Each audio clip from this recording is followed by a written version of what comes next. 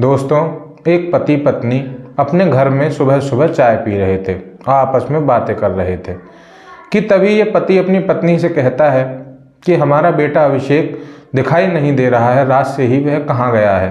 कि तभी इनकी जो पत्नी है वह पति को बताती हैं कि वह पिछली रात को ही एक बारात में गया है और जो बारात पास ही के गाँव में गई थी।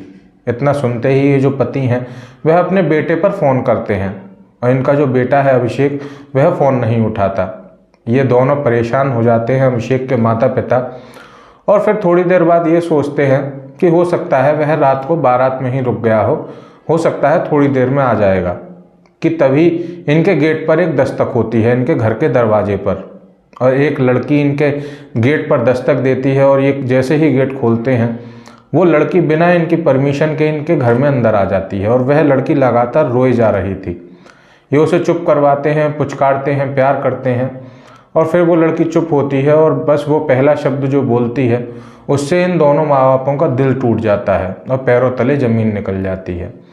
ये लड़की इनसे कहती है कि अंकल आंटी, अब आपका अभिषेक इस दुनिया में नहीं रहा। और इतना सुनते ही ये दोनों माँ बाप पागल से हो जाते हैं। इसके बाद ये लड़की जो पूरी कहानी बताती है वो वाकई में ही बहुत भयानक थी।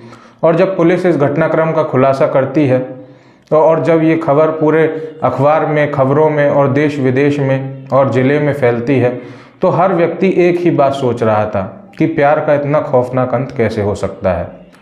दोस्तों नमस्कार, मैं देव शर्मा आज फिर हाजिर हूँ आपके लिए एक सच्ची घटना के साथ। आज की हमारी ये सच्ची घटना बिहार से है। बिहार में ही एक ज़िला लगता है मोतिहारी और इसी ज़िले में एक थाना क्षेत्र लगता है केसरिया और इसी थाना क्षेत्र के अंतर्गत आने वाला एक गाँव, इसका नाम है दिलावरपुर। आज से लगभग 6 महीने पहले से ये कहानी शुरू होती है। इस दिलावरपुर गांव के पास ही एक गांव पड़ता है धाला पौली और इसी गांव का रहने वाला एक 20 साल का लड़का, इसका नाम है अभिषेक। अभिषेक अक्सर अपने पास वाले गांव में दिलावरपुर में अपने 2 दोस्तों से मिलने जाया करता था और ये दोनों दोस्त ही भाई भाई हैं। इसमें से एक का नाम है आनंद कुमार और एक का नाम है छोटू कुमार।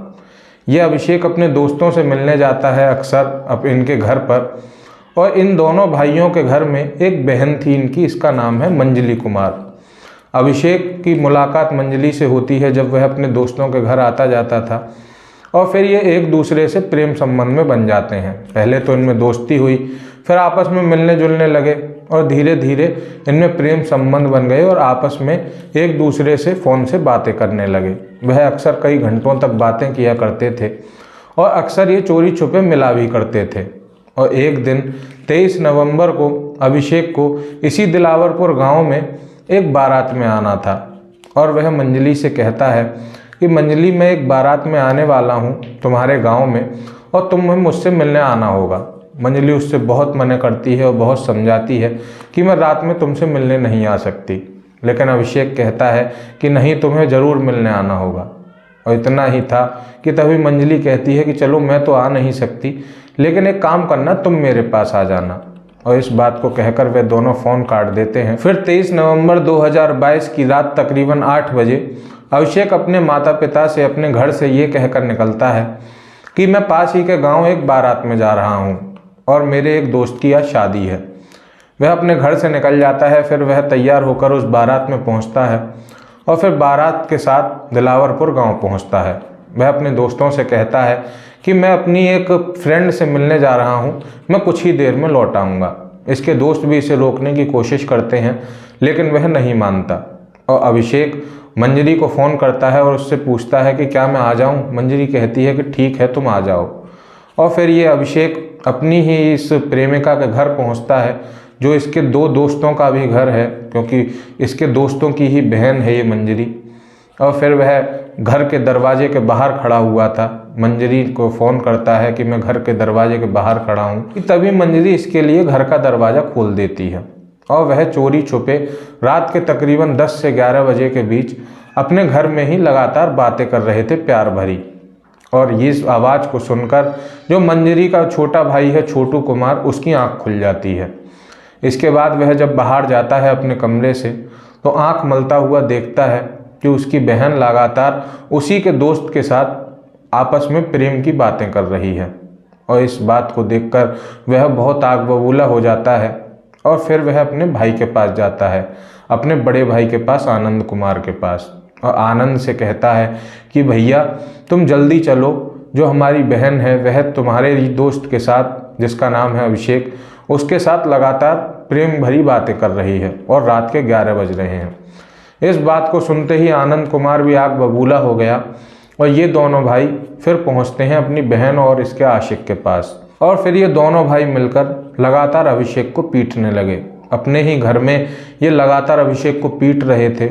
मंजरी इन्हें बहुत रोकने की कोशिश करती है, लेकिन वह मंजरी को भी मारने लगे, और फिर मंजरी को तो इन लोगों ने छोड़ दिया और ये लगातार अभिषेक को पीटने लगे। अभिषेक चिल्ला रहा है, चीख रहा है, छोड़ दो, मैं कभी तुम्हारी बहन से आगे नहीं मिलूंगा, लेकिन ये इसकी एक नहीं सुनते। वह लगातार उसे मारते रहते हैं और मारते मारते अधमरा कर देते हैं। और मंजरी भी लगातार अपने भाइयों से रहम की भीख मांग रही थी, लगातार अपने प्रेमी को छोड़ने की कह रही थी, लेकिन ये उसे नहीं छोड़ते।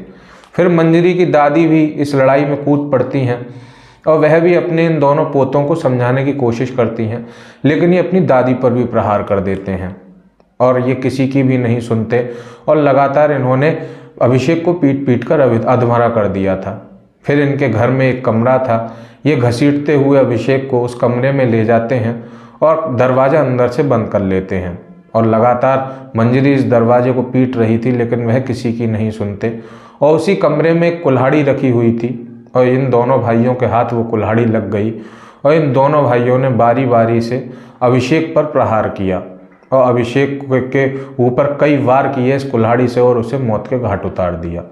अभिषेक लगातार चिल्लाता रहा, चीखता रहा, और कुछ देर के बाद मंजरी ये सुनती है कि उसके अभिषेक की अब सांसें चली गई हैं और उसकी आवाज़ भी अंदर से आनी बंद हो गई है।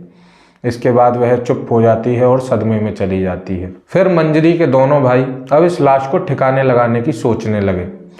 फिर एक षड्यंत्र के तहत इन दोनों भाइयों ने अभिषेक की लाश के कपड़े उतारे और अभिषेक को बिल्कुल नंगा कर दिया। इसके बाद फिर उन्होंने ये कपड़े जला डाले अपने ही घर में, और फिर वह इसकी लाश को अपनी बाइक के बीच में दबाकर इस दिलावरपुर गांव के पास एक भगवानपुर नाम का गांव पड़ता है, और इसी गांव में एक तालाब है। ये दोनों भाई अभिषेक को उस तालाब पर ले गए, भगवानपुर गांव के तालाब पर, और वहीं तालाब में इस अभिषेक की लाश को फेंक दिया और वहां से फरार हो गए। लेकिन मंजरी ने अपने दोनों भाइयों को ये बातें करते हुए सुन लिया था कि वह इसके प्रेमी की लाश को कहाँ फेंकने वाले हैं। इसके बाद वो लगातार परेशान होती रही, सदमे में थी, लेकिन फिर भी उसने हिम्मत जुटाई और वह लगातार ये सोच रही थी कि उसके प्रेमी की मौत की दोषी वही है। और फिर वह धीरे धीरे चलते चलते बदहवास होती हुई अपने प्रेमी अभिषेक के गांव पहुंच गई, थालोपाली, और वहां जाकर सुबह सुबह वह वहां पहुंची थी 24 नवंबर को, और उसने अपने प्रेमी अभिषेक के माता पिता को ये खबर दी कि इस तरह से उसके भाइयों ने उसके प्रेमी का कत्ल कर दिया है। फिर ये मंजरी अपने इन माता पिताओं के साथ, अभिषेक के माता पिता के साथ थाने पहुंचती है और थाने पहुंचकर FIR दर्ज करवाती है। फिर मंजरी की निशानदेही पर ही पहले पुलिस मंजरी के घर गई और वहां से वो कुल्हाड़ी बरामद की जिससे अभिषेक का कत्ल हुआ था, और अभिषेक के कुछ जले हुए कपड़े भी पुलिस ने बरामद किए। और इसके बाद फिर वह मंजरी के बताए हुए उस भगवानपुर के तालाब पर पहुंची और वहां से पुलिस ने अभिषेक का शव भी बरामद किया। इसके बाद इसके शव को पोस्टमार्टम के लिए भेजा गया और पुलिस अभी इन दोनों भाइयों की तलाश कर रही है, वह अभी फरार है। दोस्तों, इस तरह से इन दोनों भाइयों ने अपनी बहन के प्रेमी को मौत के घाट उतार दिया और उसे इतनी बुरी मौत दी, और जो कि इनका दोस्त भी था। दोस्तों, मंजरी अब सरकार से ये गुहार लगा रही है कि मेरे इन दोनों भाइयों को जल्द से जल्द पकड़ा जाए, इन आरोपियों को, और इन्हें फांसी की सज़ा हो, मौत की सज़ा हो। और जब ये घटना आसपास के ज़िलों में फैली, अखबार में फैली, मीडिया में फैली, तो बस लोगों का एक ही कहना था कि प्यार का इतना खौफनाक अंत भी हो सकता है। दोस्तों, आज के लिए बस इतना ही। आगे मिलता हूँ आने वाली सच्ची घटना के साथ। अगर आपको हमारी ये सच्ची घटना पसंद आई हो तो लाइक करें, शेयर करें, हमारे चैनल को भी सब्सक्राइब करें और बेल आइकन भी दबाएं ताकि आने वाली सारी सच्ची घटनाओं का नोटिफिकेशन आपको मिलता रहे। और अब आपसे गुजारिश, कृपया सतर्क रहें, सुरक्षित रहें, जागरूक रहें। धन्यवाद। जय हिंद, जय भारत।